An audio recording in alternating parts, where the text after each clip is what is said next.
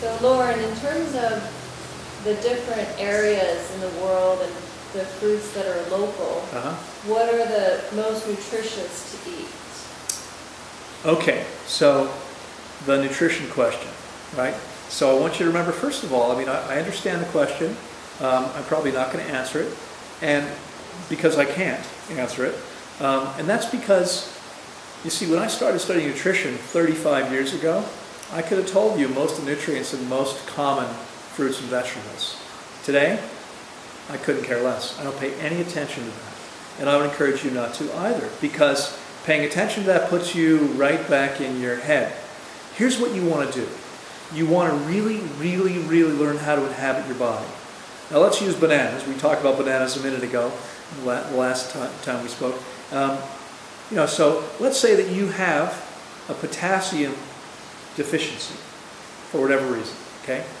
What you're going to find is that without knowing what fruits or vegetables contain what, you're going to naturally be attracted to those things that contain relatively high amounts of potassium, which fortunately is plentiful all over the place. So you might find yourself wanting bananas, or wanting dates, or wanting watermelon, okay? And there are many other places you could get it. But the good news is, you see, again, I believe that no matter how intelligent we all may be, if we're trying to figure it out from here, we're trying to outthink the body, and we're trying to outthink nature, we're probably never going to get it right. Now look around at all the nutritionists that you know, right, or see on TV or see online, and see how many of them actually look really healthy. Lots of them don't. They're working completely from here. They're not paying any attention to their body, right? I do just the opposite. I don't pay any attention to what's the nutrient content of this or that. Not at all. I'm not eating greens for chlorophyll. Okay? I'm not doing this for that. I don't think about that. Here's what I do.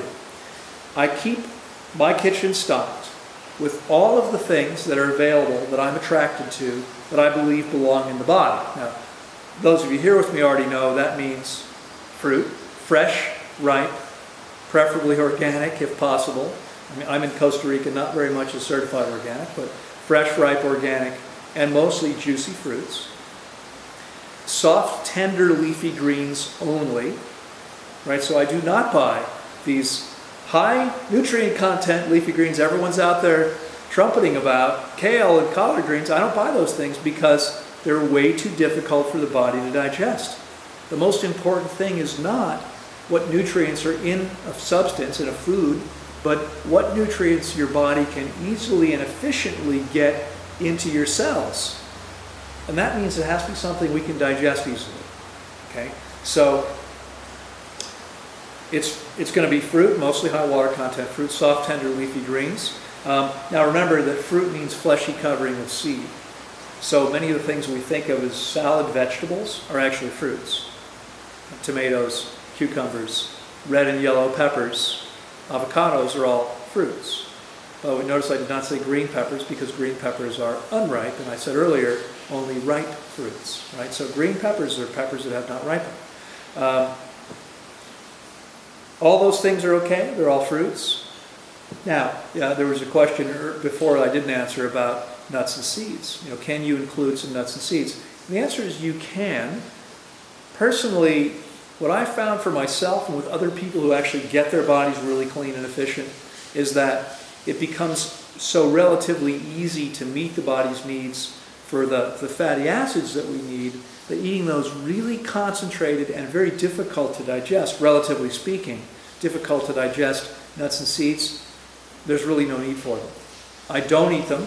I eat them, a few times a year, maybe, at the most. Usually it's either because I'm doing a special meal for other people and I'll eat it myself with them, or because I'm somewhere and it's been served. But I don't stock them. Here in the refrigerator, in the freezer, I have no nuts. I have no seeds.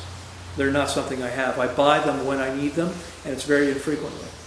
And I'm here to tell you that if your body is clean, you can easily get all of your needs met eating fruit and soft, tender, leafy greens. Now, if you complete your fast, when you complete a long enough fast, as both of you are doing, your system's going to be pretty darn efficient. You probably will find, as I find, you're not going to want a lot of concentrated fat. A ripe avocado is much easier to digest, by the way, than a soaked almond. And a soaked almond is much easier to digest than an unsoaked almond. Because when nuts or seeds are soaked, the enzyme inhibitors are eliminated, those enzymes are active again, and you've got something that the enzymes in the food are actually helping your body. You eat an unsoaked almond, a dry, raw almond, you've got like the hardest thing you could ever digest. It's actually easier to digest that almond cooked than it is raw if it's not soaked. Okay, I'm not encouraging you to eat cooked, but I'm saying, it's a raw, unsoaked almond is not easy to digest. So, a ripe avocado, much easier. You can overdo that too.